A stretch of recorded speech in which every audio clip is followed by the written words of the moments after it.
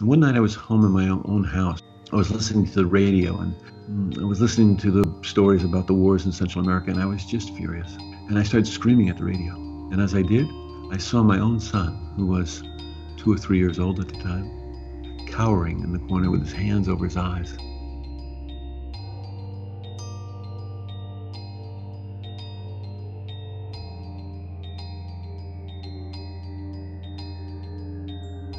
Many years ago, I was in Guatemala, where wars were raging, and the government was taking all the land from the people of Guatemala, most particularly the Mayans. And I came into a small village where there was a tiny clinic, and into the clinic that night came a young boy, about 5 years old, with a severe stomach problem.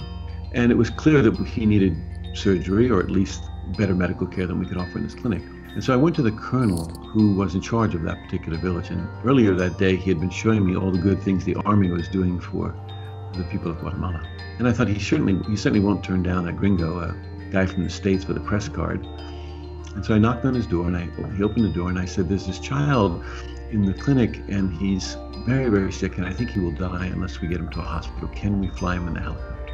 And the man looked at me like I was out of my mind. This colonel looked at me and he said, "Son indígenas." He said in Spanish, "They are indigenous people," as if they were dirt, as if they were less than real, less than human. And he slammed the door. And I went back to that clinic, and I worked with that child that night with his mother and father. They didn't speak Spanish, so we gestured back and forth. They spoke mostly Mayan. The father thought I was a doctor. I've never felt so helpless in my life, Oliver. And this went on for a long time. And it was a horrible death, absolutely horrible. Tremendous pain, tremendous suffering. And that boy died that night. And the father put him over, wrapped him in a blanket, put him over his shoulder, and carried him away. I never saw them again. And I was furious, furious. I felt so much hatred in my heart for this colonel. And I'm very glad, actually, I didn't have access to some kind of weapon. I might have done something horrible.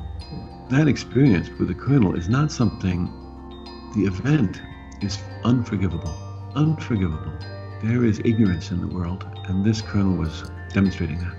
And it was impossible to forgive his actions. And yet, the man was forgivable. The individual was forgivable. And forgiveness isn't about condoning bad actions or unskillful behavior such as this. Forgiveness is really about learning how to set down old pain so it doesn't close our hearts. I went home doing political work.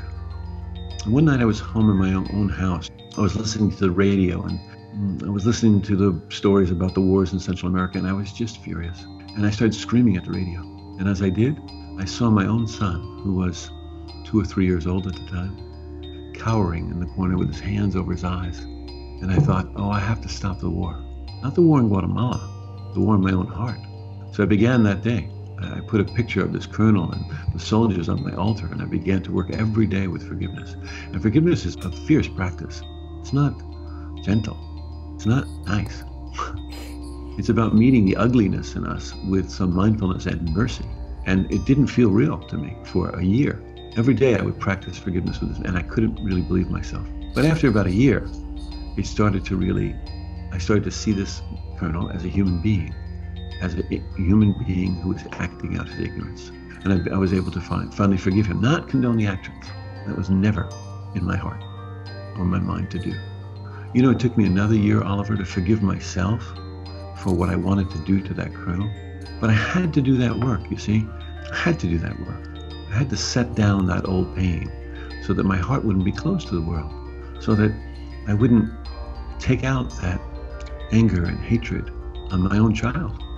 And I wouldn't walk through the world with that sort of view.